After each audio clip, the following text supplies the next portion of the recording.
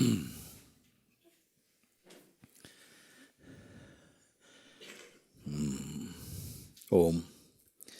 Namaste. Welcome again to everybody who, many of you are still here after our first satsang, and welcome also to our many friends, Sangha from around the world, who are joining us again for this part of our Sunday program, where I get a chance to answer some of the many letters that come each week from seekers from all over the world. And I want to take this opportunity to speak a little bit about this, because as time goes on, we receive more and more letters for this part of our satsang. People are still asking more and more questions. I thought we would be receiving less and less. You know? We should be receiving less and less, because then I think, sometimes people, I say, but I've answered all the questions. No? Of course, you can put your question in a slightly different way, and they say, yes, but mine is a little bit different. I said, no, it's not good enough. If you are genuinely searching for an answer of that magnitude, you will use also someone else's response, and you will just substitute your own problem, because it's not the details that matter, not the details of the story that matter, but really the essential pointing, which is consistent in all of my answers. I'm always pointing you back to the self, not to the person. I'm never pointing to the person. You see, we are very much preoccupied, attached to the notion of ourselves as people only. And nowhere on the planet it seems to be questioned whether this is our eternal identity, or even that if there's anything eternal about us. You see? And so human beings, largely they're thinking that the word eternal is only a kind of spiritual fantasy. So it shows that humankind, we don't know the reality of what we are. And if we don't know this, everything else that we seem to believe that we know is false, it's not. It's based upon the wrong premise, that we are merely flesh and blood and conditioning. And this, myself and many others have found, this is a poor show of really what is here behind the facade of human being. It is also, we can say, there's nothing wrong with saying I'm a human being, I'm a human person, but you are more than that. And I have come here also not to give you a new philosophy about it. I don't feel I have anything new to teach. So many great sages have come before, wonderful awakened beings from all over the world have come in time. I only come to point out the obviousness, the obvious, and to guide those whose heart are open for that to the ease of self-discovery, you see, and to also to make available to you, to make known to you the love of God, which is everywhere in all things. So this is my joy, actually, to come and talk about these things, not just to entertain you. I don't want to entertain anyone, but really to meet with beings who are also my contemporaries. We are contemporaries on the planet today. Before us, millions, billions of human beings and other beings have walked on this planet. Their footprints even are gone. And now it's our turn to see if amongst our time the self will somehow reveal itself in these bodies, which we are presently calling ourselves. So I take it as a great a great joy for me, a privilege to sit with beings who are called by the same voice, a voice calling you home. Of course, people come at different stages of maturity in their spiritual, you may say, self-discovery. Coming back to the point, I want to ask about the questions, you see, because many people are asking questions, and I feel there's an insistence from many people to have direct communication, like a kind of personal connection with me. This is of no value. I don't want to meet anybody as a person or personally. You see, it would be to miss the grand opportunity, to meet in the spirit of being. And so I don't believe in all the many questions people talk. They only have to look at someone else's answer and say, aha, I got it. And I thankfully receive also letters from people who say, thank you. When you wrote about this person, I got it. And it's so beautiful, Because if we have to do one by one each person, how much time it will take, you see. So now I say, let's throw a net over the whole thing. Catch everybody. Because we're all the self. I wonder if it is possible, or is it just my own little fantasy that I'm indulging, that all the beings, is it possible that every single being here, if it is in your heart, because if it's not in your heart, then forget about it. It is possible that you don't have any desire for truth, and it comes and kisses you just the same way. It can happen. But if you are only interested in, finding a new partner and securing a job for the future or something, then I don't think you are really a candidate for that freedom. You're mildly curious. But if that were not so, and it was possible that everyone here was open in some way to the possibility of discovering what Jesus Christ has discovered, what Lord Krishna discovered, what the Buddha has discovered, what Ananda Mahima has discovered, what Sri Yogi Ram Surat Kumar has discovered, what Sri Nisargadatta Maharaj has discovered.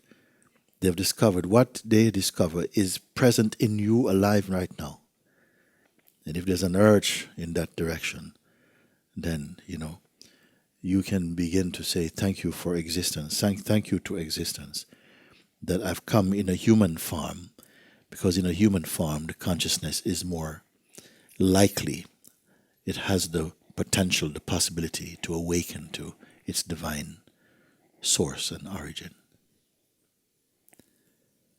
You see. And we have seen from time to time, it happens in Satsang, that someone somehow flowers into consciousness. A thing that people have thought about, say, no, it's just some euphoria, it's just some spiritual fantasy. It's only an emotional state, and sometimes it is. But sometimes it's not. Sometimes a true flowering happens where it's not that you become the self, but you stop becoming the non-self. Something just sees through the scam, you see, the thin layer of ego, and peer into the infinite. And that itself, even a glimpse, can trigger such tremendous inspiration in your being that your life cannot be the same anymore. It is that type of greatness I speak about. To simply teach someone how to get over shyness and how to be better in relationships, this is peanuts. You should not worry about this thing. You discover the Lord inside your heart, and everything will go fine. You see. So this is the opportunity that is the grand opportunity, and something that I feel very, very much alive for that. I feel my life is lived for that.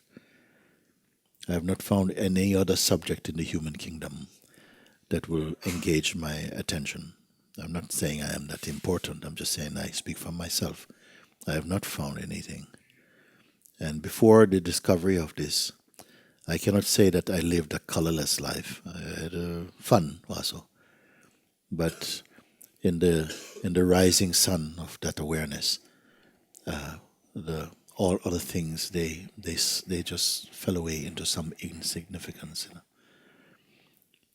in the presence of that light.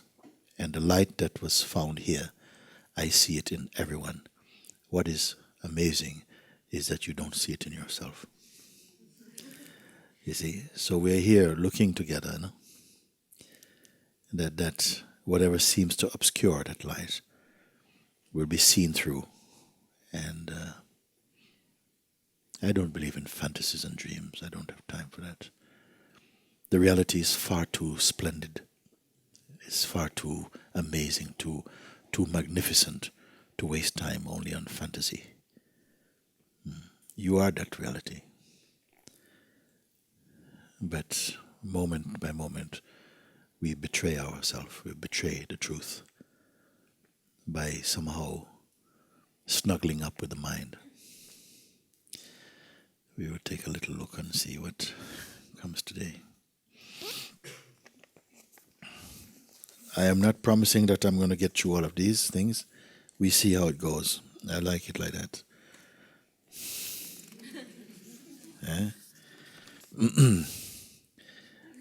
Okay, amado, Mooji. What's amado? Huh? Beloved. From which language is this? Portugal. Ah.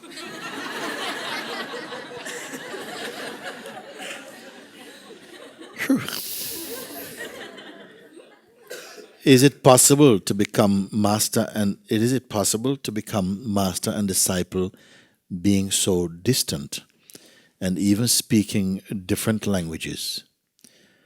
I watch your videos almost daily and feel much love for you.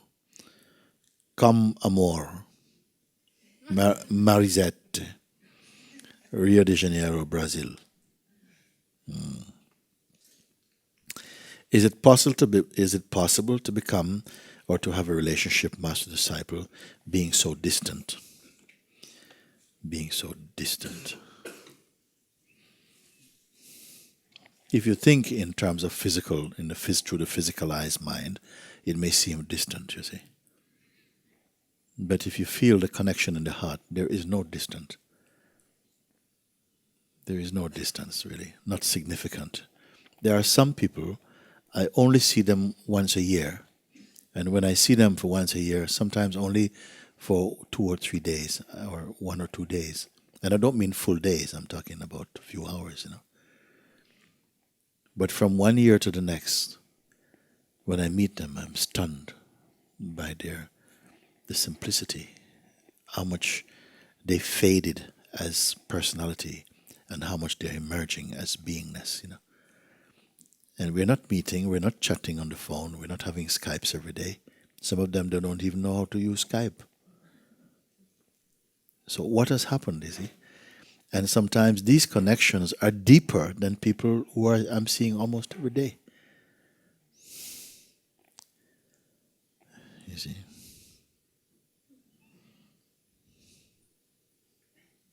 And even speaking different languages. We have good translators now. We have good translators now in different languages, because language is not really a barrier,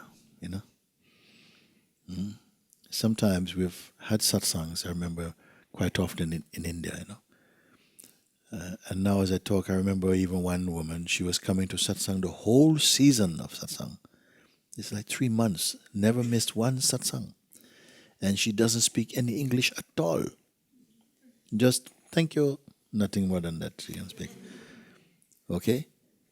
And one day, she's from Italy, this one I'm talking now, there are many others. And one day I asked her, why do you come? Through the interpreter, no? The translating. And she says, I cannot not come because I don't understand your words, but something inside here is growing so powerfully because it's good. Even sometimes animals come to satsang. They love the atmosphere. They love the stillness. They respond to something energetically. They don't speak English. No? Some animals do, no?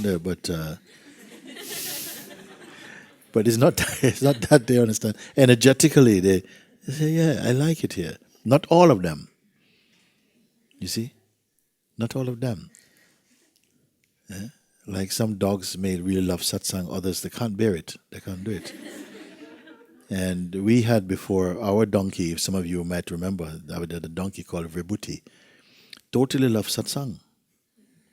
Used to watch every satsang, watching, and was not just looking, just watching and listening and understanding something. And then when she had sometimes some difficult things, she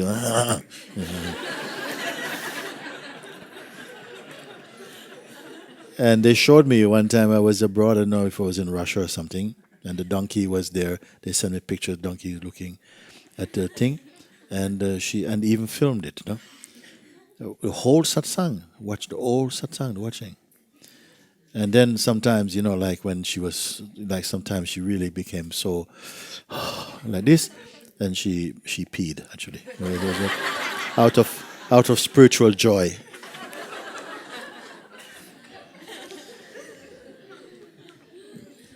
Even some people do that as well too, a little bit. So I watch your videos almost daily and feel much love for you. There are some people maybe we never even meet in physical way, but the connection is very pure. You see, distance is not so. Physical distance is not so important.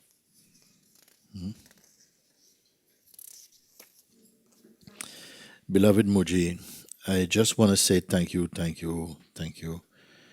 My only question is, how can I remain in that pure state? It must be also transcended? They're asking, must it Dana? I don't know, Dana. How can I remain in that pure state? Nobody can do it. Nobody can do it. If you're a person, you cannot do it.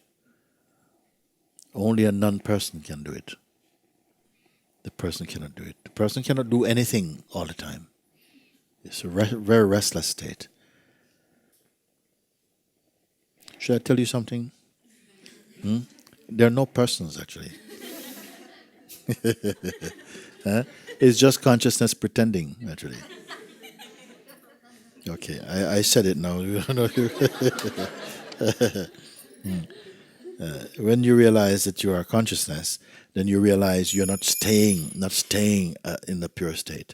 That was just an idea that you can only be what you are. Suppose your name is John, and somebody say, "How can I stay as John?" You say, "What?" It sounds ridiculous. That's how it sounds to me when someone say, "How can I stay as myself?" So really, who gave you this idea? And how can I remain in that pure state?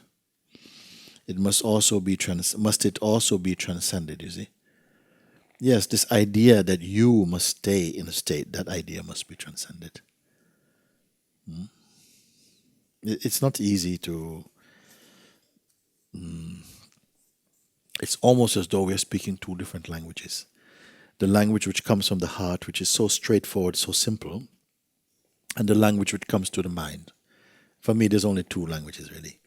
The language which comes from the heart and the language which comes from your mind. The mind has a lot of complexity. Like I say, the truth is simple, but the seeker of truth is complex. And this complexity is always getting in the way. But the truth is not complex. Because truth is not a concept. So therefore, opinions cannot touch it. The truth is a spirit, like we are spirit.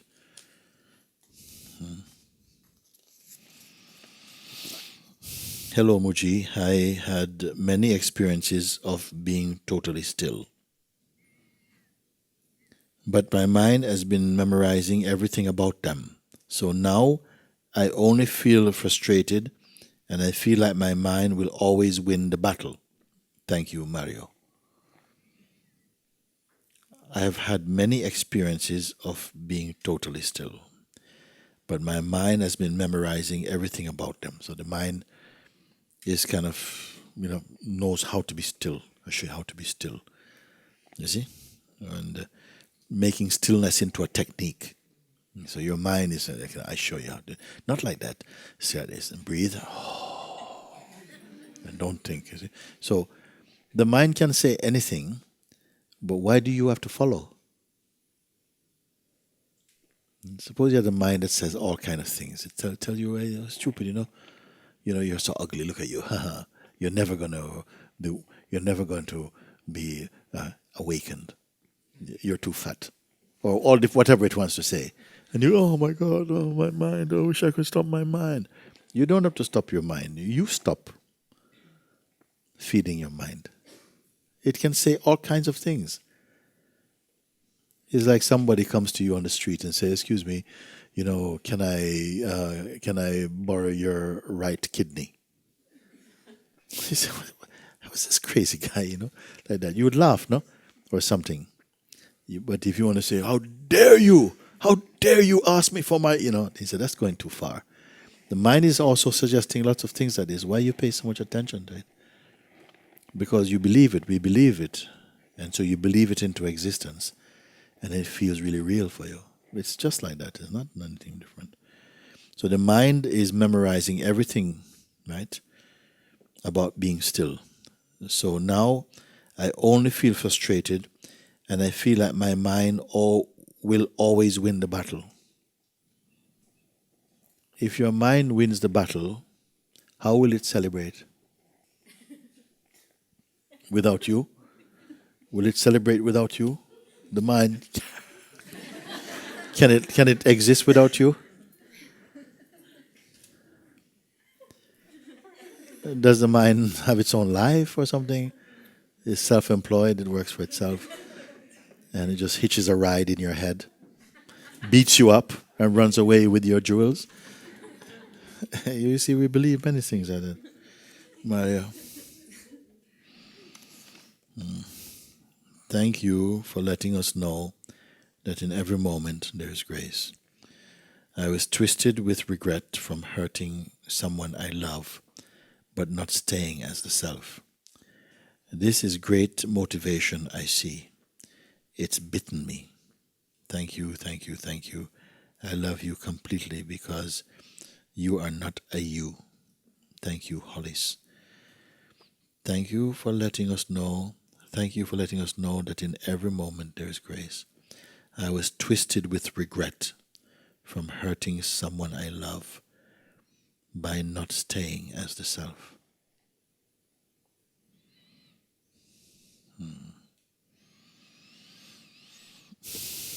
This is great motivation, I see. It's bitten me. I don't know how to. You understand that? I don't.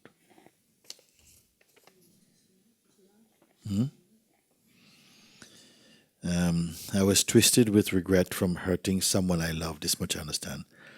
By not staying as the self?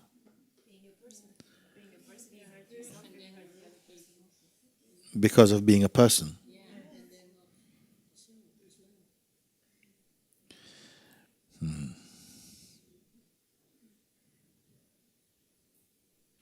But the one who, if someone is hurt by your own ignorance, if they are beyond that, they won't be hurt so much.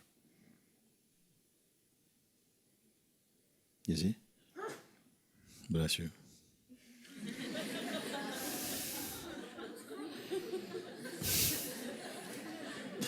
Isn't it? Okay, maybe Hollis will explain that a bit further for me. I don't know what it means. Dear Mooji, I see the truth. One must still the mind. One must still the mind. You can't still the mind. Try and still the mind. Try and still him. He likes it. Yeah, come on, still me. Oh, you can't still the mind. The mind itself will love. Okay, come on, still me. Come. And you do everything, and you'll be still for 5 minutes. That's very long for the mind. And then up again. So how are you going to still the mind? When you pay attention to what you really are, to the one who is aware of the mind needing to be still or something, and not bothering about it, and pay attention only to yourself. You see? Then the mind has no other place to go but to collapse into the infinite. That's how you still the mind. To still the mind once and for all, one's mind must see the truth.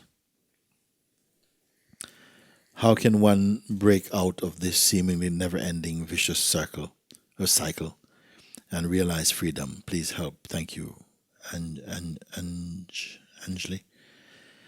To see the truth, one must still the mind.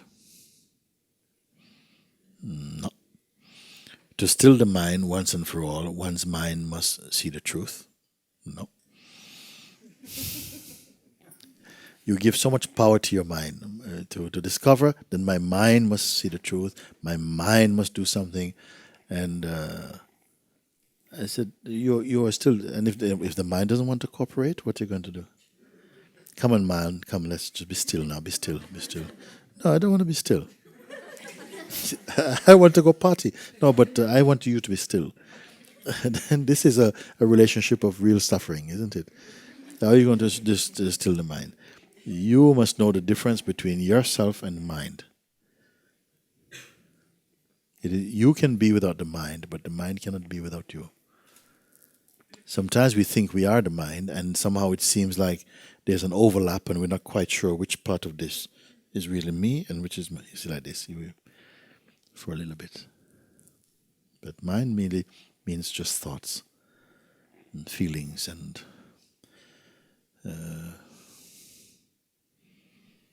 the play of the intellect in a psychological way. This we call mind. How can one break out of this seemingly never-ending vicious cycle? There is no never-ending vicious cycle unless you believe in it. Isn't it nice what I'm saying? Come on. I mean, a little feedback. Or go on, suffer forever, trying to calm your mind, calm.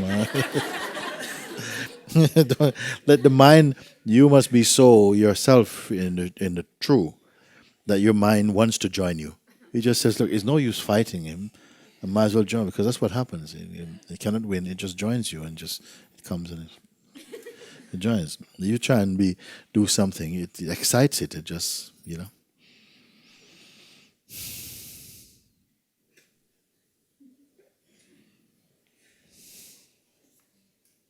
Still the mind, forget about it. You don't give too much importance to that. But as long as you keep believing you're a person, you cannot still your mind. The agitated mind and the agitated person, they go together. You have to find out, am I any of them?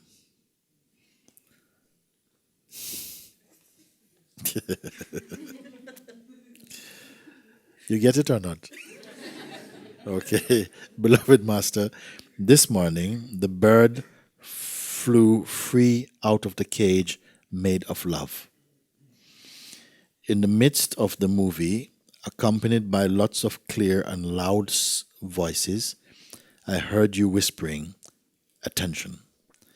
I followed your pointing. The dream is over. The fear of death is no more. What else can I say except thank you, thank you, thank you? Pretty good.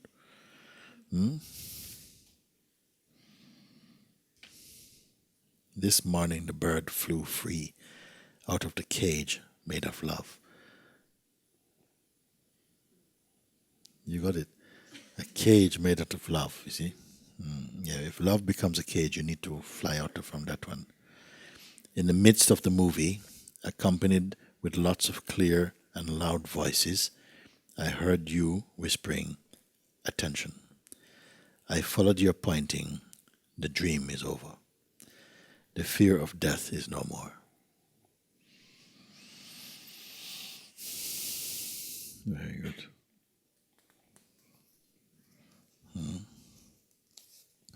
Dear Mooji, I have but a short time on my journey to enlightenment, and I am respectfully requesting your insight into my question. On several pages on Facebook, I have seen postings of you embracing young, attractive girls, women, and my mind wonders if it is just an embracing or is there intimacy in those embraces.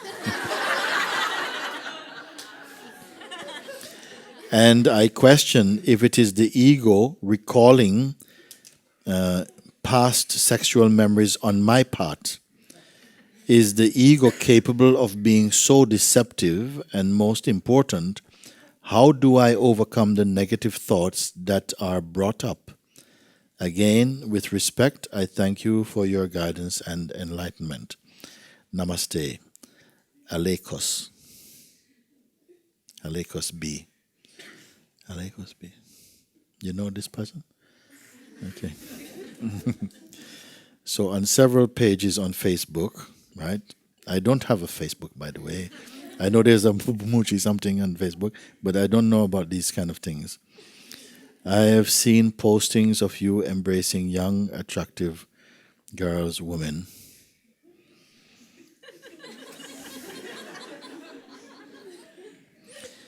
And my mind wanders, but some of these young girls, women, they have beards as well, and some of them, but I don't think you noticed that they were. My mind wonders if it is just an embracing or is there intimacy in those embraces. I call somehow the connection, many times in like Monte Sahaja, for instance, we don't know anything about each other. I don't ask people, what is your story, what is your background, how many sisters you have, what have you done before. We don't need that. We don't go into personal stories. And it is such a healthy environment, and people feel very relieved of that, you see, because you don't have to keep on qualifying who you are, and this is what I am, this is what I did, and nobody really cares that much about it. And there are people who have been with me, moving in this space for years. I don't know if they've got brothers and sisters or they were married or not. I don't know anything about them, particularly. It doesn't sound very nice, because sometimes you need to know for some reason, but we don't feel that it's so important like that. And yet there's a deep love amongst all the beings there. But we call it, and is it intimate? Yes, I call it an impersonal intimacy. We are not wanting anything from each other. We're not exploiting each other, So there's really a freedom, there's really a joy and openness. We don't have, it's just this, people have come only for freedom. And freedom is what we share, is what our life. And love, true love, unconditional love, this is the climate that we live in. I remember one time at Zimar, at the end of a retreat, where many people were coming on the platform like this and taking pictures together. I was sitting there like that. And somebody walked up behind me. There was like 15 people at a time coming on the platform. And somebody whispered in my ear, something like, you're always surrounded by all these beautiful women. Look, who said this? You? I said, you see all this, you are seeing just women. What's on your mind? I see beingness. If you want to find out, go and talk with them. Ask them what is their relationship with me. I think if that's how you see them, you insult them. The beings around me are deeply wise. They are wise, and they are totally in service to the true. One time we went to one party in my town, and a few of a few of the women, beautiful women, whatever you want to say. We went to a party, and I saw they went to the party, and in the middle they start dancing, and they're dancing like this, you know. And I saw this lineup of guys looking at them, sort of like, you know. So one of them came and says, you know, are they with you? Like this. So,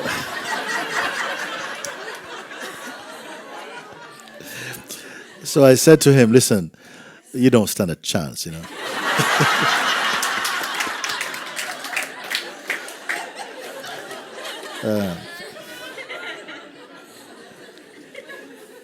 They're not who you think they are, mate.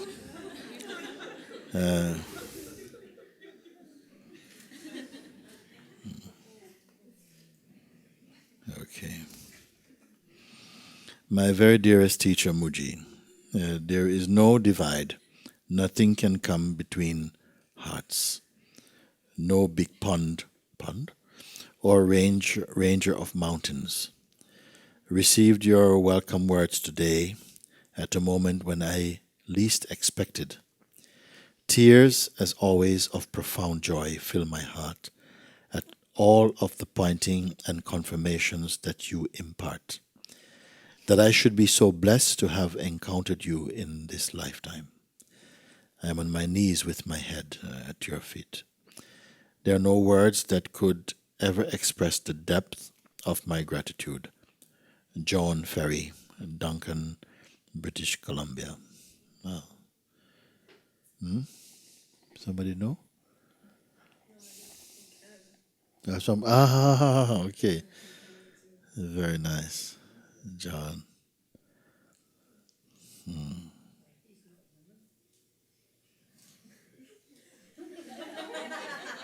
What happened? Who? John.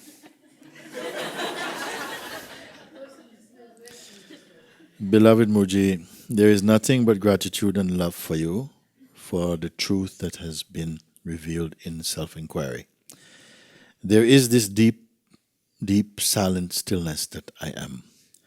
There was a time when this dark void frightened me so much, but with your help, there has been this extraordinary discovery of being this silent spaciousness.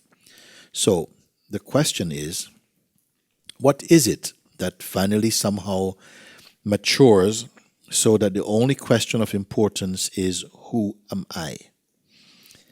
What is no longer interested in either internal or external wars, horror, or conflict? What is it that matures or falls away? You are my own heart, and there is simply love here for you always. In gratitude always, Alison from South Australia. What is it that finally somehow matures so that the only question of importance is, who am I? What is no longer interested in either internal or external wars, horror, or conflict? What is not interested in these things?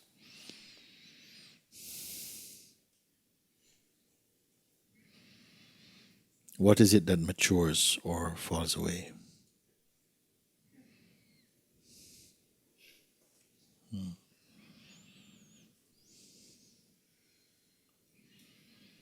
Just you outgrow certain modes of thinking. When we are a person, when we live in the mode of a person, the person has many things that they like or they dislike, they want or they don't want. Many favorites, many things that we are invested in, so many things. It's a very busy world and not stable because we keep changing our goals and our ideas keep changing. And necessarily, unavoidably, we can't stabilize any of that, including ourselves. So it's a very restless and unstable realm, the realm of personhood. So,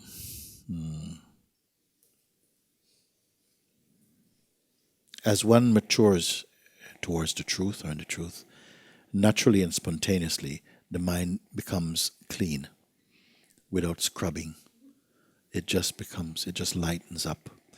And the environment is refreshed again. It's like you press the refresh button and things just are fresh again. And then you see that all the things you previously thought were coming out of your state rather than was coming from the world.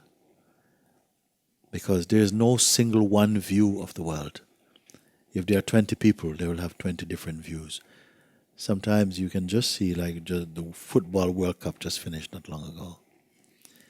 And you can have one match, just one match is playing. But 50 or 100 commentators are commenting about it. And everyone is giving a feeling of a different match. Yet the match is one. So the mind is like that. Whatever it is whatever it is. But each mind, depending upon your conditioning, your programming, your identity, your support, whatever it is, you will give a different reading of what it is. So which reading is true? Which commentator's commentation is the accurate one? None of them. Everything is subjective. You see? And then we are putting this subjectivity, this kind of personal subjectivity, like it is a kind of fact. It's not a fact, it's all fiction.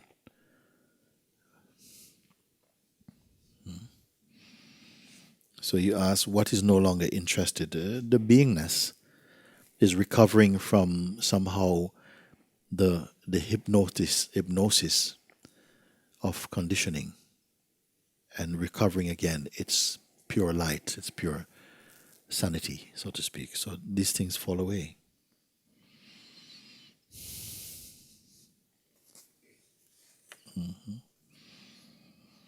Dear Mooji, I hope you will address my letter.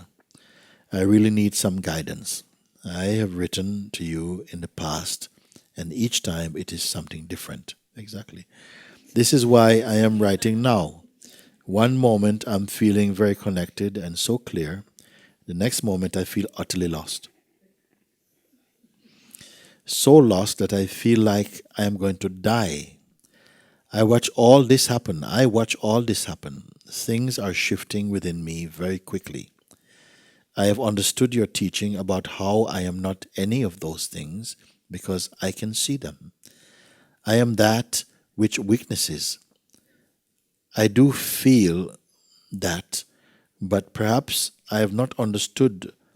I have only understood with the mind because I keep getting carried off with the mind. My self-image gets destroyed and then a new one sprouts. I am tired. I feel stuck. Then I remember that this is also observed, but something still gets pulled in. Please comment on this. I listen to you all the time and feel that I understand your teachings very well, but it feels like I keep getting pulled into some circular repetitive pattern of clarity and then identification again. I just want to rest in truth. What can you suggest I do to stop this cycle? What can you feel energetically from this letter?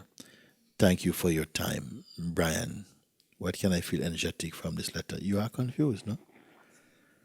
Energetically, we are confused, and because all your energy is directed to the wrong thing, to identity. And if you solve this week's mess caused by identity, for sure there will be another bunch next week. We know it. So why not come out of the whole lot? Then you ask how to do it. I say come to Satsang, if you can come. And as much as possible be immersed in this type of what I call the energy field of Satsang for a while.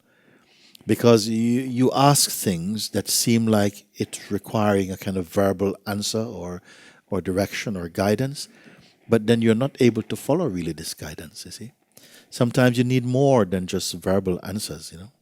Sometimes you just need to be there. You just need to just be inside the waters of your own self and not just be too much thinking and working things out and just come. Sometimes I say to people, just come and keep quiet. You see, just like that. Because they imagine they're going to have to do a lot of techniques and we're going to do lots of breathing and lots of all this type of stuff. And I said, no, you've been breathing all your life. I think you've got the hang of it by now. I don't think you have to do anything like this.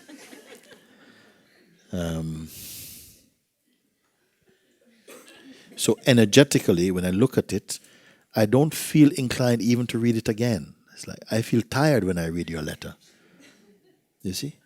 And sometimes also people here, sometimes you're talking to people and they fall asleep. I fall asleep quite a lot when people talk to me. Because why? Not because I don't like you or something, but it's boring. And because you talk about, yes, and I went to this place and I met this person. You see? And it's good that somebody fall asleep when you're talking to them so that you get the message, Keep quiet or something like that. Because I don't want to fall asleep, but I can't help it. If you talk so much, I want to do this, and after this, I want to do that. And then energetically, your words and your presence has lost its power because we use the mind too much. You're thinking too much. You're thinking too much personally. You're living your life too personally. And so your power has drained out and just become noise. You see? Then you ask more instructions. I don't want to give you more instructions if you can just turn them into more words again. So you have to come and just be for a while. And sometimes you sit in a space like this, and for a while you may feel intensely confused, even more confused. You see? But then I may see in that confusion that at least, it's like something is moving. And you're feeling very stuck. And sometimes you have to become so totally stuck you can't even move. You see? And then something breaks open.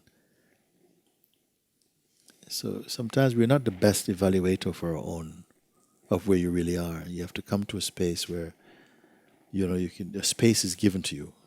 It's not you can come for an awakening and you put money on the counter, get your awakening and go. So I would say like that. When I read, I feel,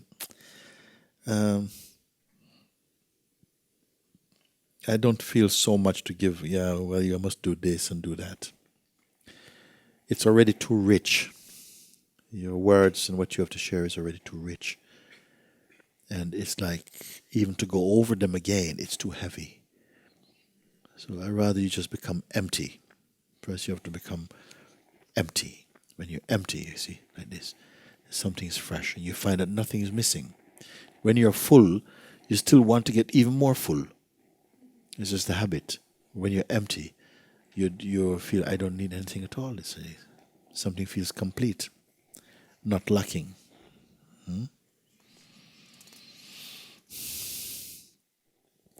Beloved Sri Mooji, beloved Master of my heart, your quote of the day of the 10th of September touched me deeply. A question I had comes up again. Who is praying to God? Is God praying to God or ego?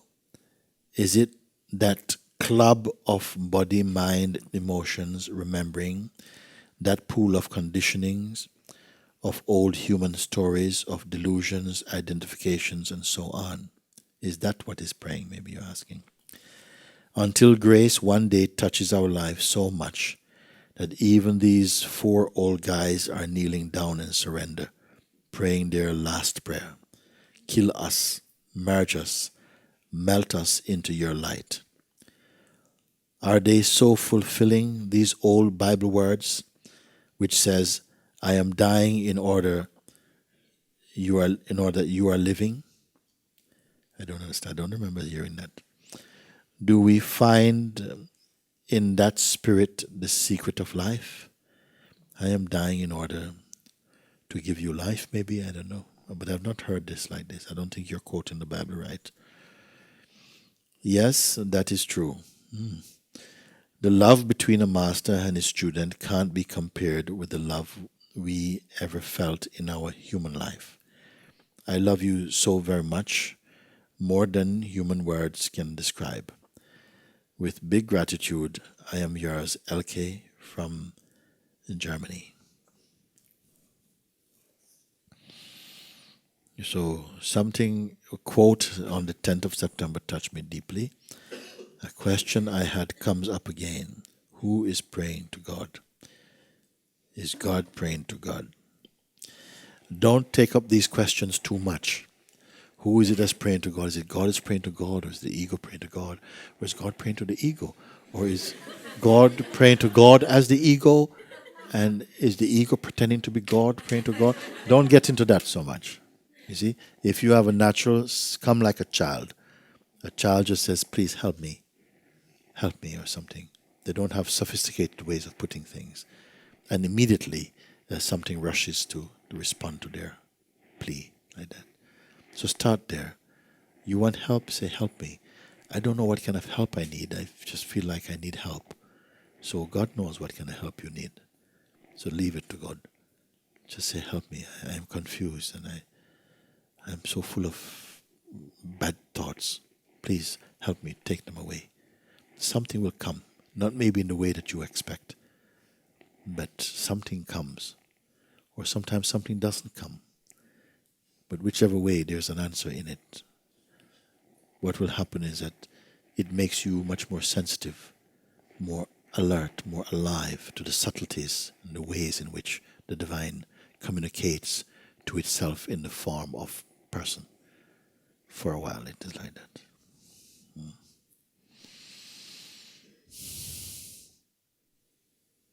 So they were asking, is it that club of body, mind, emotions, remembering, that pool of conditionings, of whole human stories, of delusions, identifications, and so on?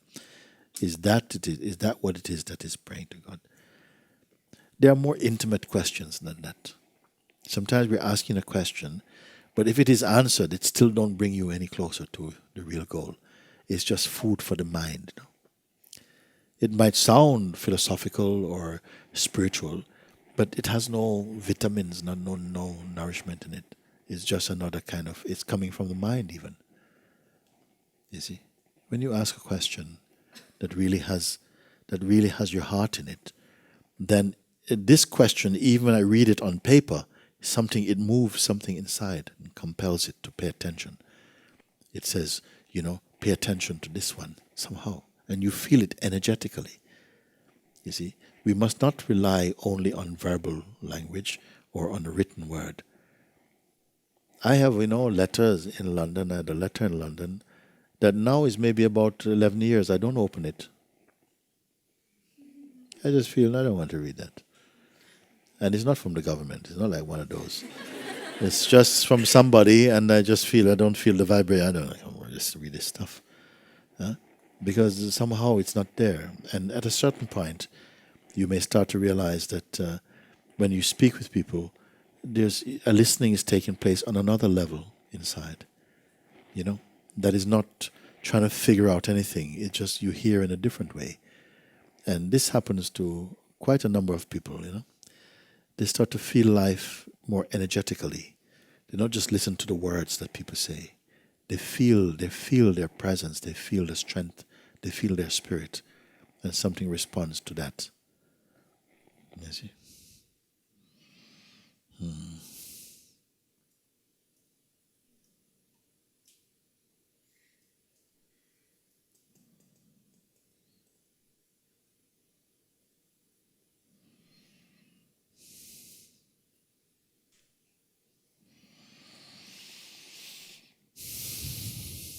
Dear Mooji, there is something inside of me stuck in a trap, thoughts, and I don't know how to get away.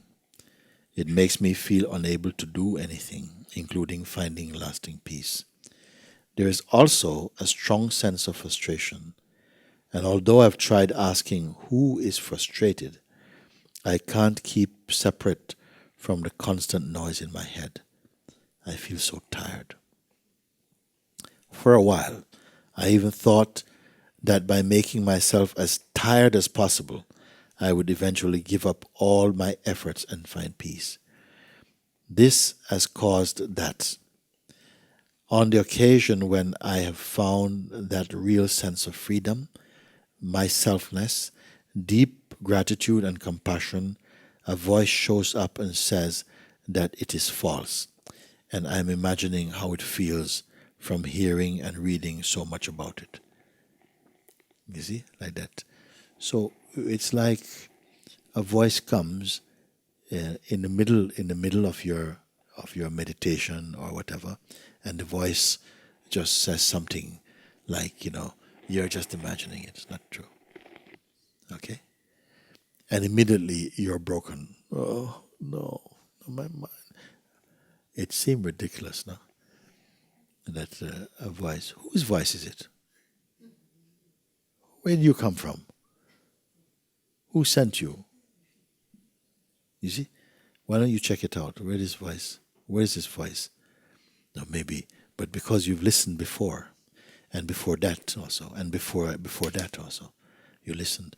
We are somehow, you may say, conditioned to listen to this voice, even though it hurts your heart or something. But you have to overcome this voice also.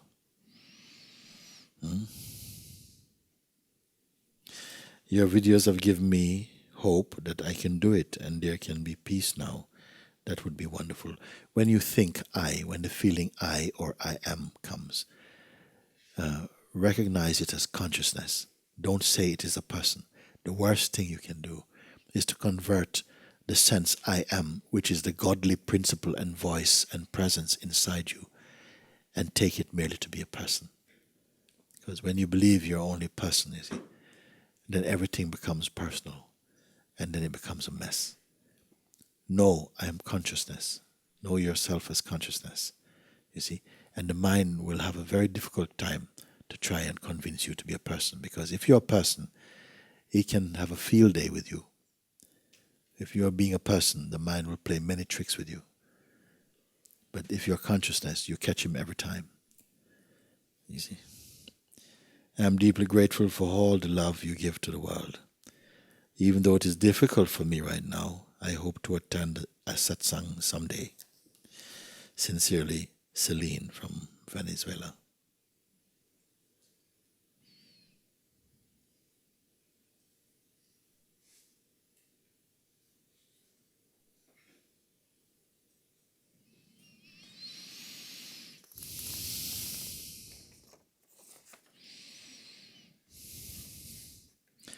Dear Mooji, I've been listening to your words for some years now, and I want to thank you for being here now.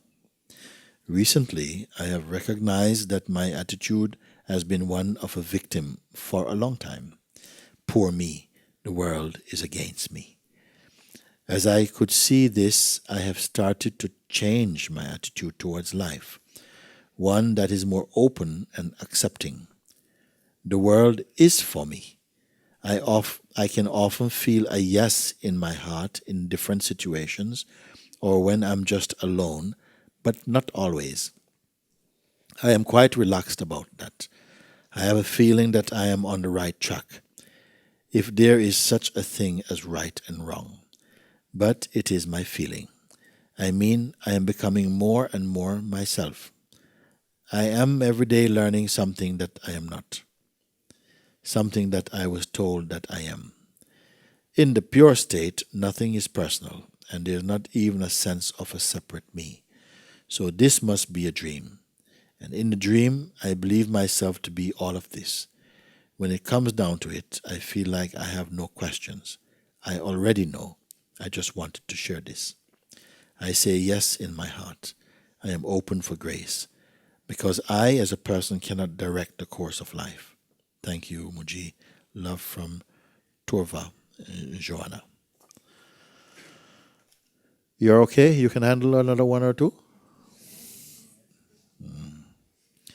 Mooji, after I hit periods of deep meditation, mental bliss, inner peace and contentment, my mind then resorts to chaos, plans, wills, which literally feel beyond my control.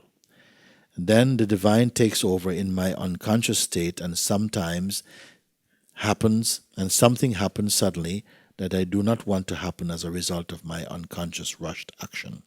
This causes me suffering. You mentioned this world as a divine play, and that phrase definitely resonates in my being. mainly the idea that we really don't have that much control. My question is, do you find it possible to gain more control over what is happening in your life? I don't want any control over what's happening in my life.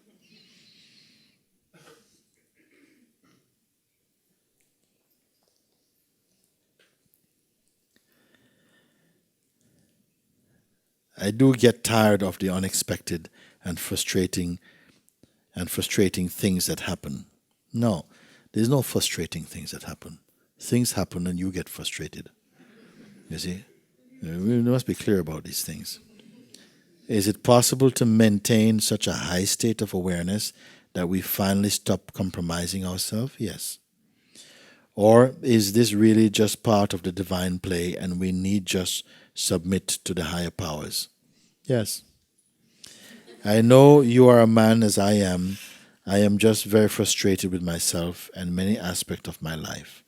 I don't know why I have such desire for controlling over my life. That's why you're unhappy. You're trying to control the life. You're trying to control life. It means that you're afraid of life. And you feel that life is just going to become something too heavy by itself. And this is completely a trick of your mind.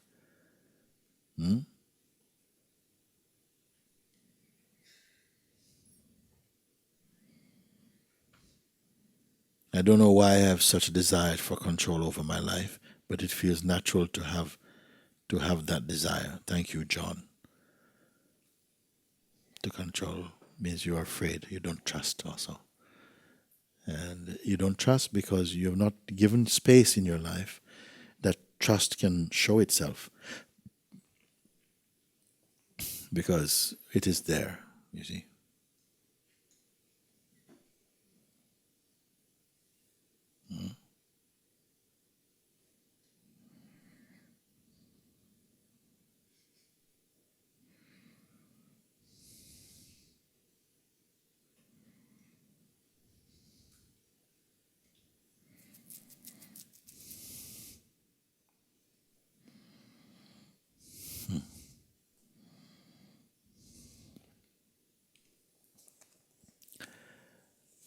Each letter like this, we could read 10,000 of them.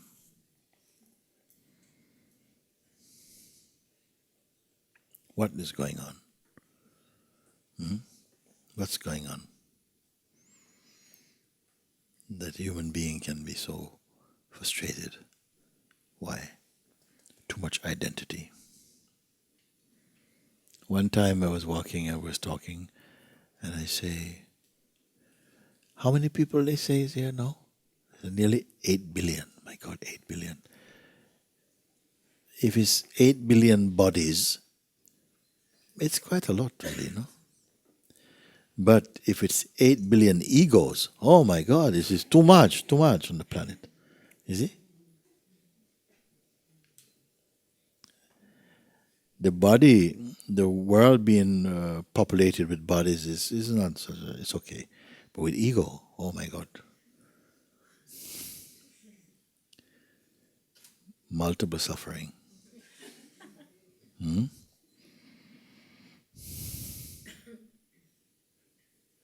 I think it's a matter of some urgency, or we should regard it as such, that you find the truth of yourself.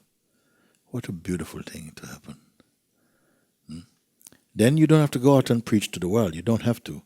Just be and see what happens. Just in your orbit, beings are pulled in to somehow to feel the perfume of real existence. You see.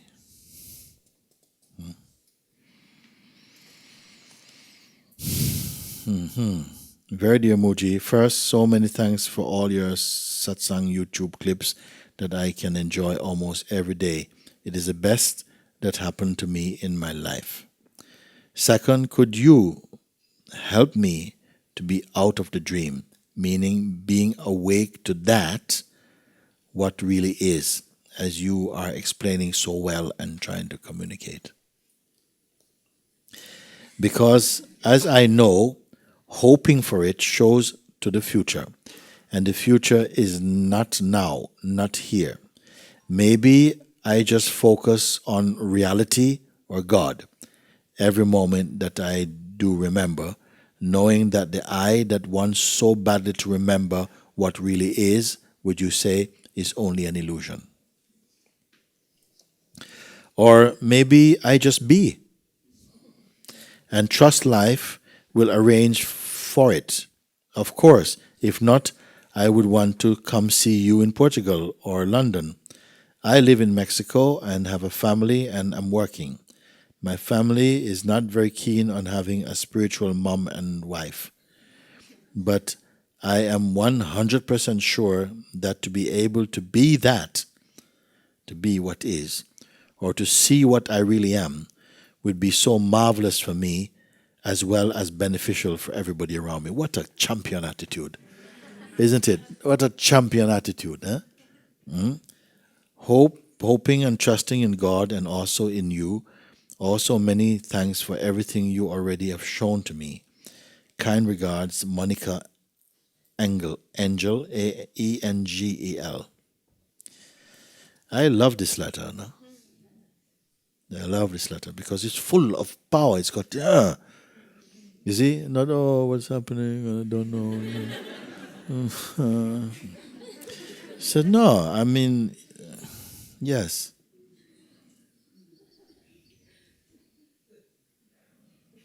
My family is not very keen on having a spiritual mom and wife because they don't know what it is.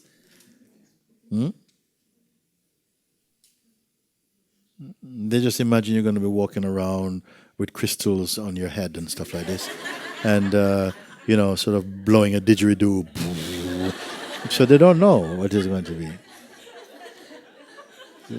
But a truly spiritual person, someone who's wise and knows somehow, not knows ahead how to mother your family, but knows in the moment because then God is mothering through this body and fathering through this body. You see it.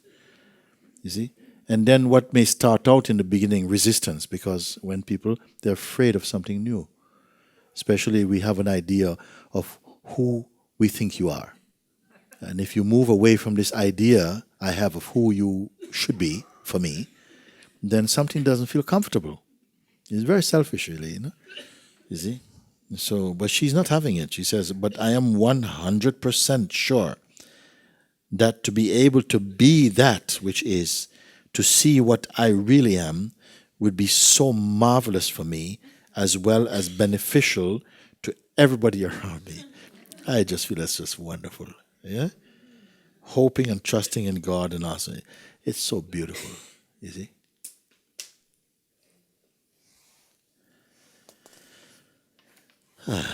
So be it.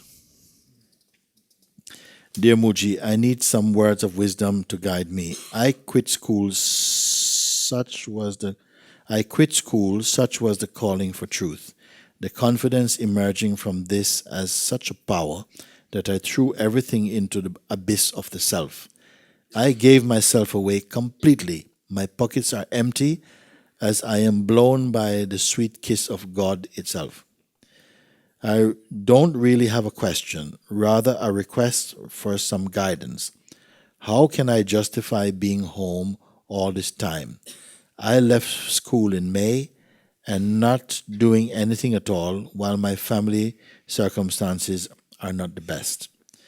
Before I would say that in such a situation I would get a job to contribute and not to be at home, not doing anything and still seeing things not going so well here. And such is also the seeing of my family, which is perfectly understandable.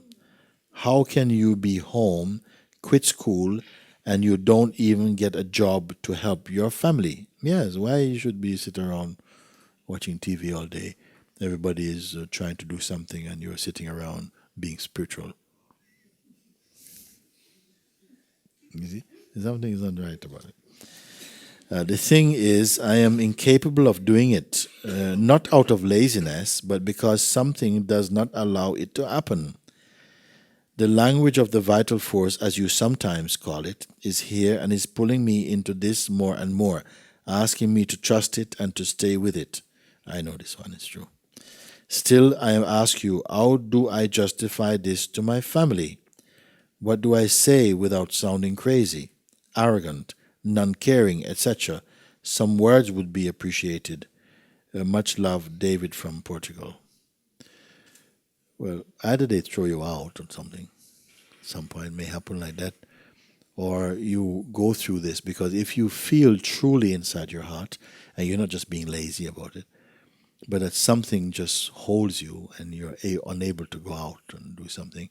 I know this thing also. It can happen like that. Not in every case, but it can happen.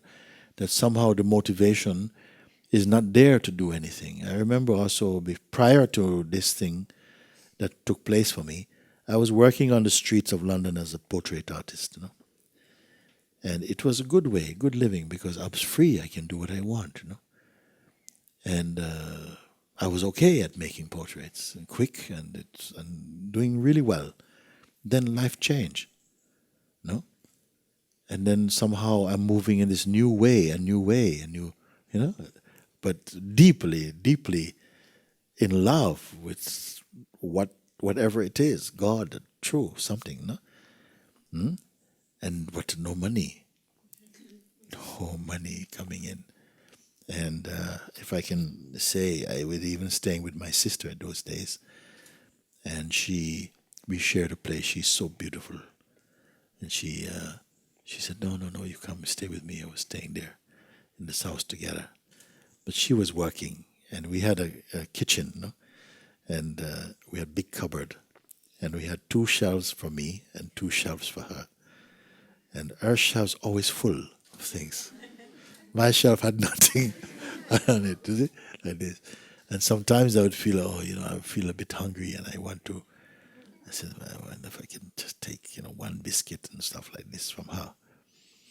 And I would ask her, Julie, can I take one of your biscuits? And she would feel deeply embarrassed, Why you ask, how can I say anything? Just do it, But I know it was wrong. I felt, no, I'm not to do this. Something inside told me, I'm not to do this, And it was such a powerful time of learning because I always felt I'm not interested in money. I don't have any interest. I'm not a saver. I don't really care about it. But really, I had no money. When some people say they don't have any money, they still have, 500 euros in the bank somewhere. I had nothing. You know what I mean? I was shaking my pants to see if some coins drop out, looking at my shoes, if maybe some coins, no, nothing like this. No, for a bit it was like that. But I cannot. I'm saying this to you because it should be a scary story, in some way.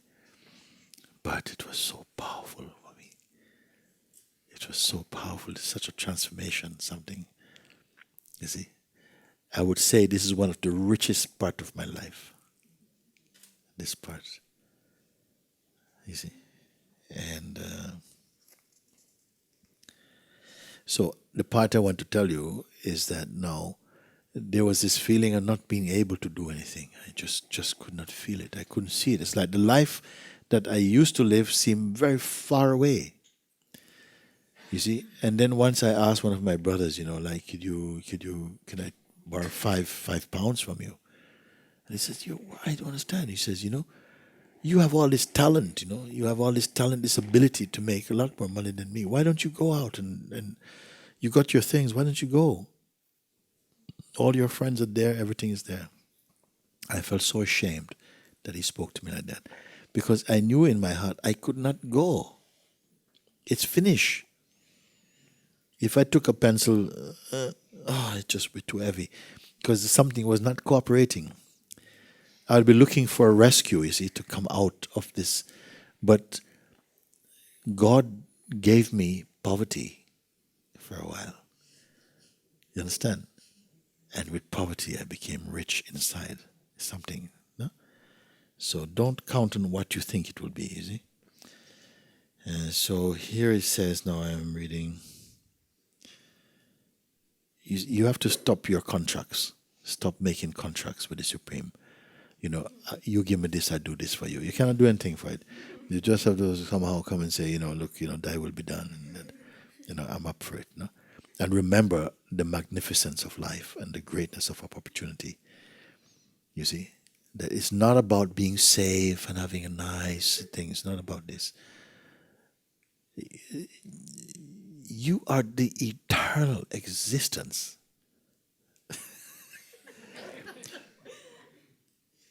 You are, you okay, if you want to put it, you're a child of God. You're not the stepchild of God. Huh? Something in us must take courage, you know.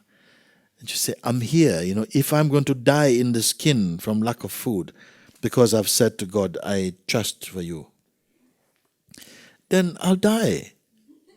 You must have some courage inside, no? Because then you put the mind to the test. Because the mind is always putting you to the test. You tell him, now, defeat me now. Frighten me so that I will run away from God. You do it. You see, and see what he can do. You see? So this is why I'm so happy, because I can look at this thing and say, don't worry about it for now. Maybe some people maybe misjudge you a bit because you're maybe afraid of judgment. So this may come up also, but you know, in the grand scheme of things, everything is fine. You know, you cannot always play and dance to other people's tunes. You know, sometimes you have to find your own rhythm. And then sometimes you have to dance to everybody's tune also. That's kind of okay too. Your life cannot be so predictable. A life that is so predictable is dead. There must be some surprises somehow, no? How you can wake up in the morning and know what your day is going to be like, you know? No, you can wake up and know it's going to be magnificent, whatever. But to say, yes, at 11 I'm going to do this, and so on, so I have to do this, and all day, and somehow, unless you are completely grounded in the spirit, you know, then you will not be afraid of anything. Every part of it is good. You see? They say, listen, we are taking you to jail for not paying. Oh, jail? Okay. You go, and then jail will be the greatest adventure. You'll be the greatest prisoner in the world. You'll be happy. People say, why are you so happy? So I don't know, actually. Whatever, I'm not bluffing about it. Oh, dear, dear. Beloved Guruji. Okay, I'll try again, okay? Beloved Guruji, having this privilege of being in your presence and hearing your pointing, I'm finding myself writing to you in this way. I want to tell you the most true discovery taking place is I am here. Beyond every idea, concept, belief, I am here. It's so complete. What can I offer you back? When what you offer is so immense, the only thing I feel capable right now is to merge in you. Where love burns what doesn't belong to me, and the recognition of the true I emerges.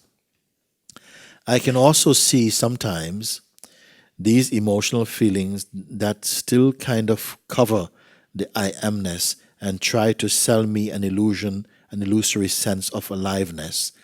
And that, to be honest, I buy in sometimes. I get distracted. It's okay. But truly, only your pointing of seeing from the self I wish to see. This one, you see, this one. This one. Yeah. Nothing is going to stop this one. You see? It is not going to stop this one.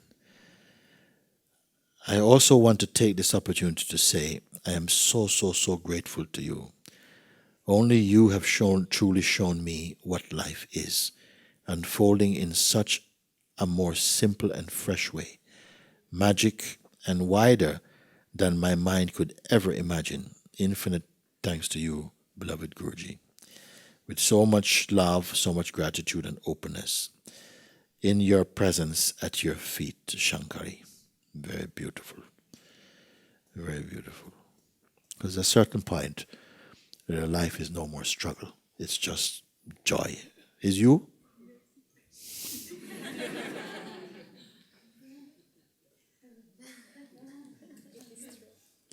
It is true? You better sit down and tell me this something. It is very good. I am so happy. You see, energetically, now, you read, I don't feel I need to worry about you. I don't feel to worry about you because something here, you have found something. You're in the You don't go off. Sometimes I say, don't go off into the tiny veins. Stay in the main artery. What it means, the main artery. Don't go off into the little cul-de-sacs of the mind, little things. No, stay into the big space. Stay on the highway of yourself. Don't get lost in the tiny roads. You see? And everything is fine. Hmm?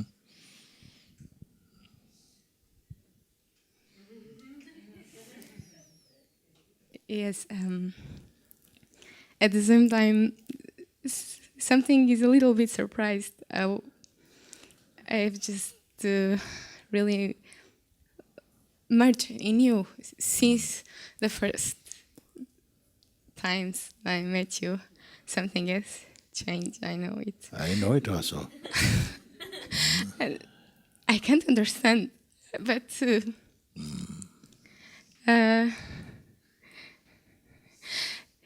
it's really magic. Yes.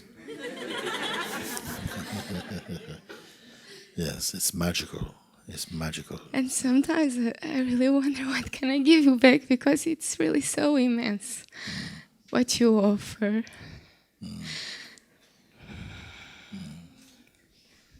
For me, it is enough just to see you free.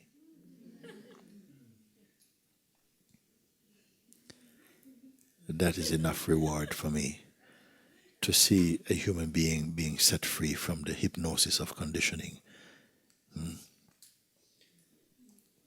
yes, I can feel my heart bumping. But that's not what you show, it's the most important. This one, this is just here. Yes. Yes. Yes. True. It's what From the first time I saw her, I felt this fire, like something is just fighting and it's fighting to come out of, like something is trying to hold you, and you're fighting to come through. So to see something emerging now, from wriggling caterpillar coming, butterfly coming out, is beautiful, amazing. Because we see how mind can be, how full of delusions it can become. And you start to believe, But then you find someone who is just not content with that, who is just not going to have it, not going to accept a mediocre life. You're going for gold. I tell you, go for gold. Don't ever go for silver or bronze. Go all the way. You see? So when I feel someone moving with so much courage, even though so much things, and sometimes a lot of little things come, little obstacles for her put in there, and still say, come through. I say, I love you so much. love you so much. And you are in my heart. Yes, same.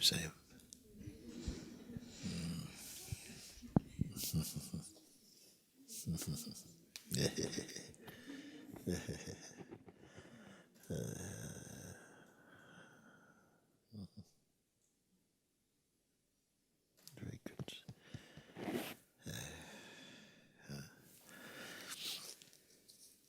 It's this that these people sometimes they see and they're asking, and I say, your eyes are cloudy, if you don't see, And this is the Buddha emerging, how you can give it such a lowly title, you see. It's very good. Very nice. Thank you. Dear Mooji, I am writing to you to report how easy my life has become since 4 years ago when I first heard you. I feel so much gratitude and love towards life and towards you, who has showered so much clarity into this heart. Before, I was in distress and had to take some strong medication, as my doctor said I had some illness that affected my nervous system for lifelong. The situation nowadays has changed drastically. Through this clarity and truth, the doctor said, I am recovered. I am just taking some herbs and no medication at all. I was taking 4 pills a day that made me feel completely asleep, tired, and depressed. I want to tell all the people who has been diagnosed with some mental disturbance they can recover through self-discovery, with patience, trust in God, and love and self-inquiry. Hip hip hooray. Dear Mooji, now I am completely recovered.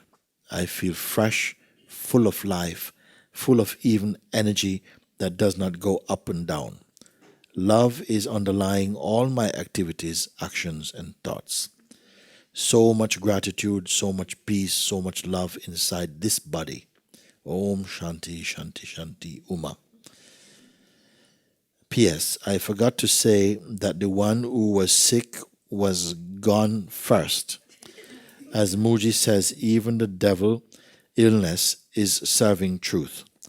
It was a stepping stone towards freedom itself, isn't it?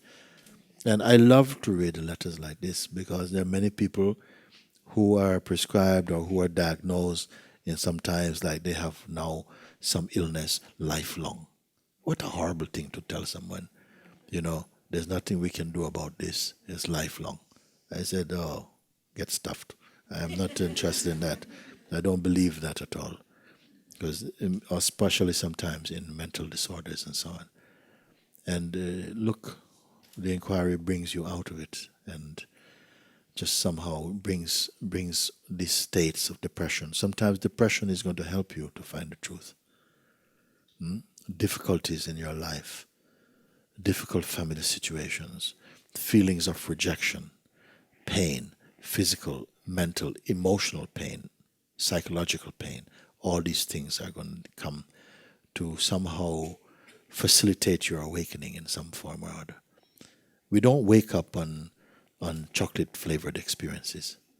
Sometimes it's tough things, You go through some pain, you feel the pain of separation, the pain of even a sense of being rejected, all these things, they are part of what you can turn things around or you can make them sink your ship. It's up to you how you use your intelligence. You see. I'm so happy for that. Last one. Beloved precious Master Mooji, Namaste. Thank you so much for being. Thank you for making your satsangs available through internet for free. What a precious gift and blessing. I have been in all satsangs this year through internet, many more than once, and have been with you through YouTube for many years. Thank you for reading my letter on August the 31st. As you read my letter, your divine presence was felt so strongly here that this heart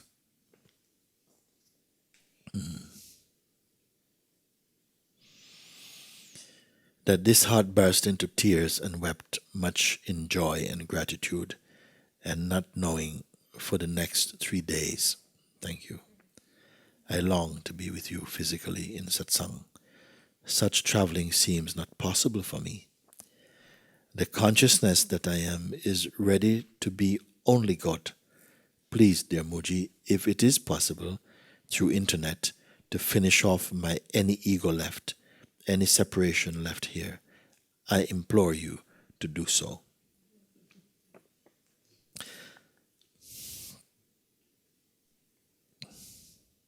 Sometimes in daily life situations, doubts arises and fear also. This month will be the fifth move in 4 years, and I watch doubt, asking people for advice and for help. This consciousness longs to allow life to unfold on its own and to rest in nothingness and to not interfere or endeavor to cause things to happen out of fear and doubt. Please help me to be all the way home right now, beloved Master. In deepest gratitude and love for you and all. Rubia Ratna Nelson, British Columbia, Canada. Very nice.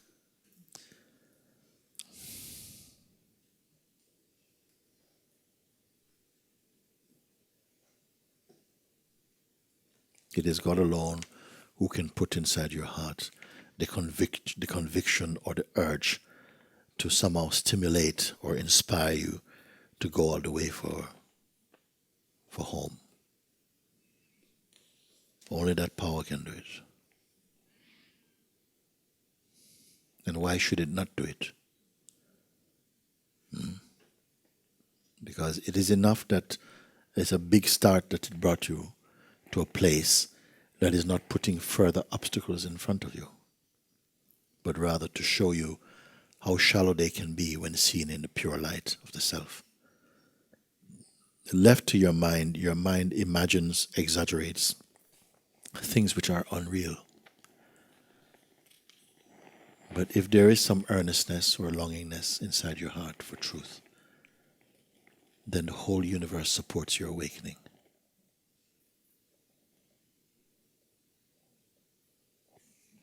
Sometimes I play a little game just for fun inside myself. I said, if I had to choose a team, a team for awakening, I have to amuse myself sometimes. And I said, I look around and I sort of see who would I have on my team? Who would I have? Yeah. If we went into the forest for, a month, would anybody come out as a person? You see? Like we all seem to come into this forest of existence. We came from Him. And it seems as though we're meant to move through this forest of life with all its ups and downs, you see, and then come out at the other end, liberated. But somewhere inside, we started building camps and making all kinds of stuff and forgot why we are here,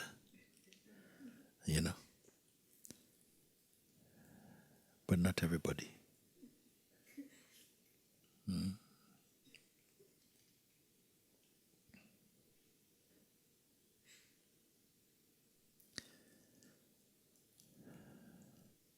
I love to be in the company of beingness, where truth is the only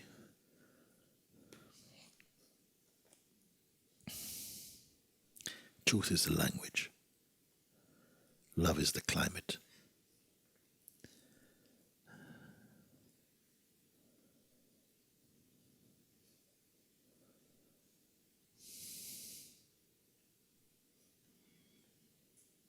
Understanding is the currency.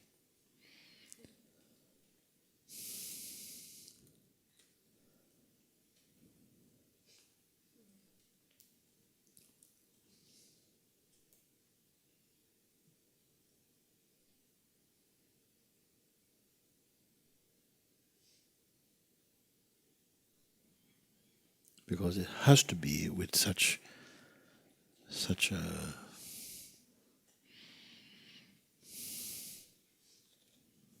in such an environment that the beings, they must flower. They must come to fruition, to flower.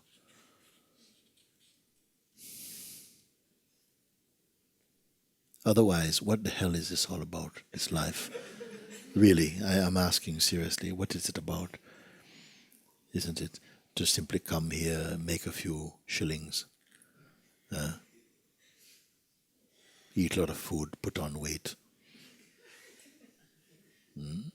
have a car, have a house, make reputations, develop some reputation amongst foolish people.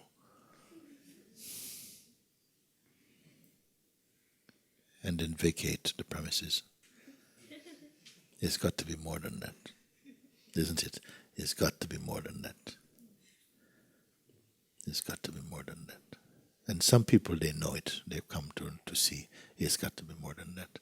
These things are fine. They're our toys. But not worth exchanging your freedom for them.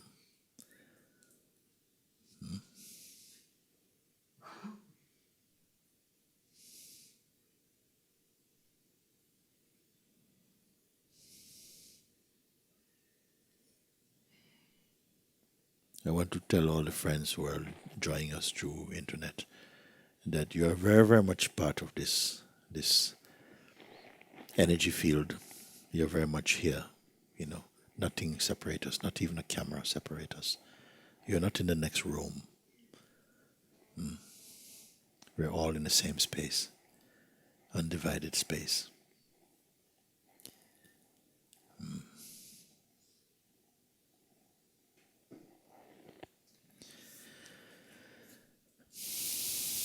Okay. Thank you, thank you, thank you, thank you, thank you, thank you, thank you. Very good. Mashwan, mashwan, mashwan.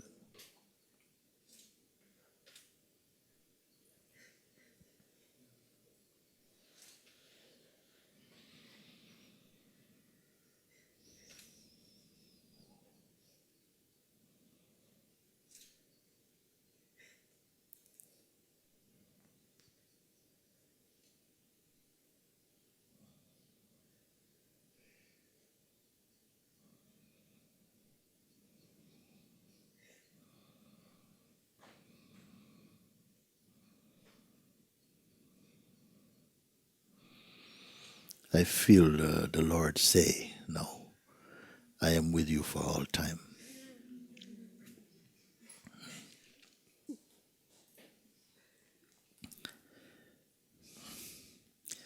Just turn to me, he says, and you'll know this beyond even conviction.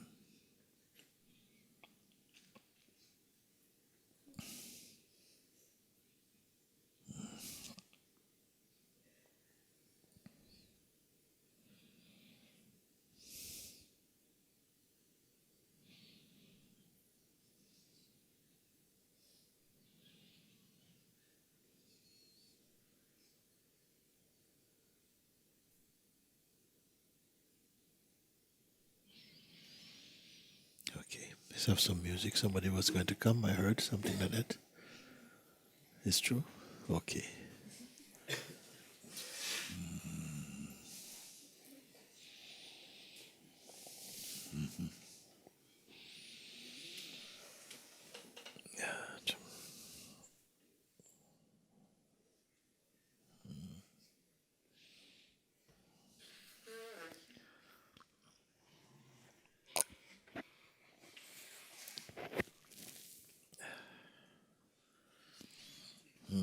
Leave it there.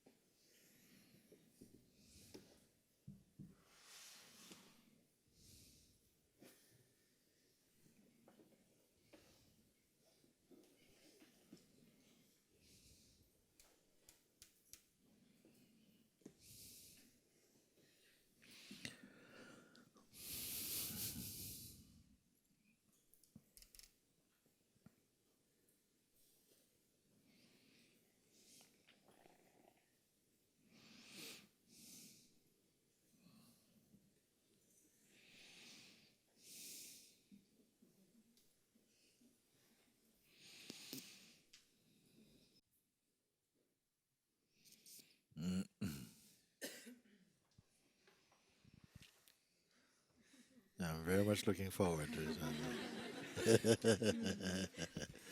Yes, yes. And everyone can sing with us. Also everyone at home.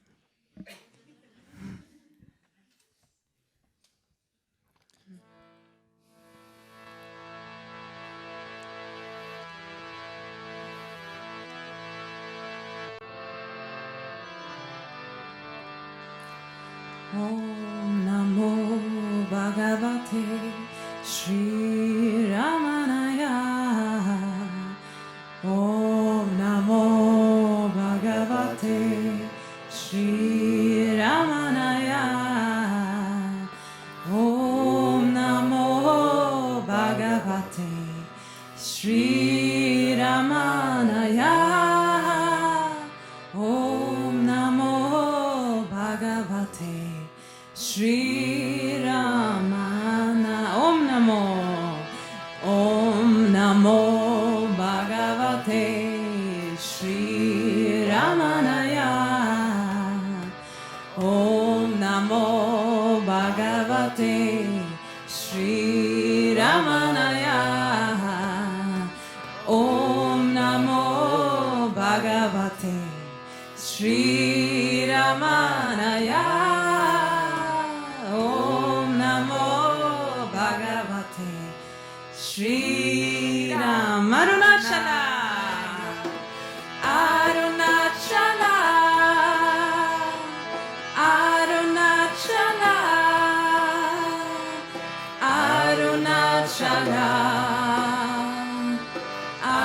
Om Shri Mooji ji Arunachala Arunachala Arunachala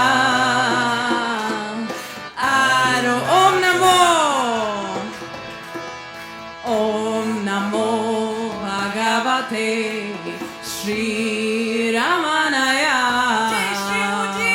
Om Namo Bhagavate Shri Ramanaya Om Namo Bhagavate Shri Ramanaya Om Namo Bhagavate Shri Arunachala Arunachala Shiva Arunachala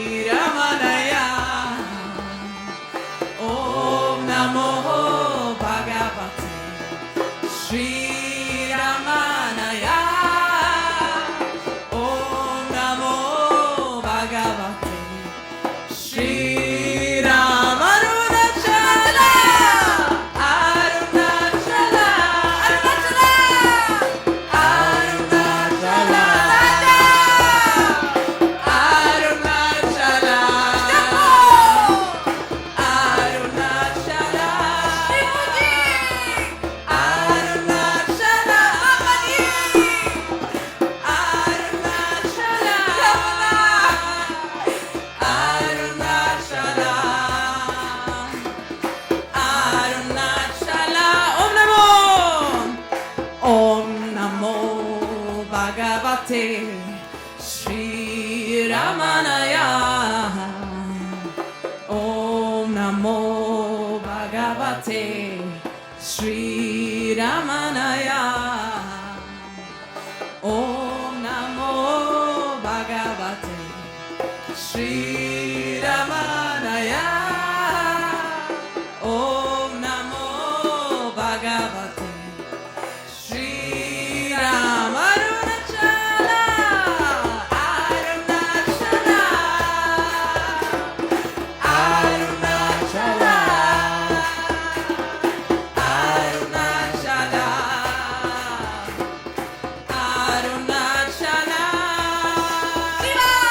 Arunachala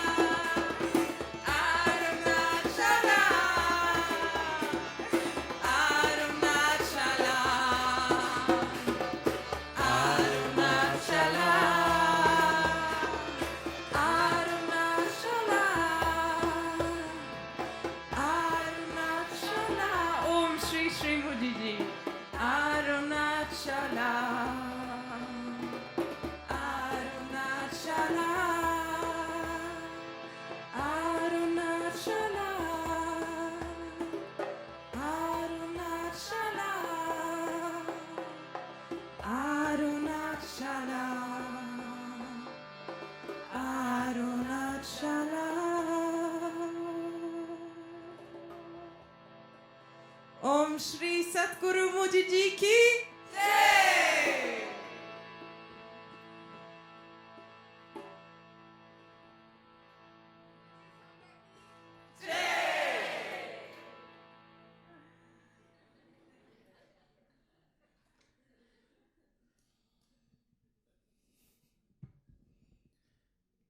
Om Shri Satguru Ramana ki, Papa Ji ki, Shri Buddha ki, Shri Krishna ki, Shri Christ ki, Shri Anandamayi Ma ki, Shri Nisargadatta Maharaj ki, Shri Yogi Ram Surat Kumar ki, Shri Mahadevaki ki, Shri Ram ki, Sahaja ki.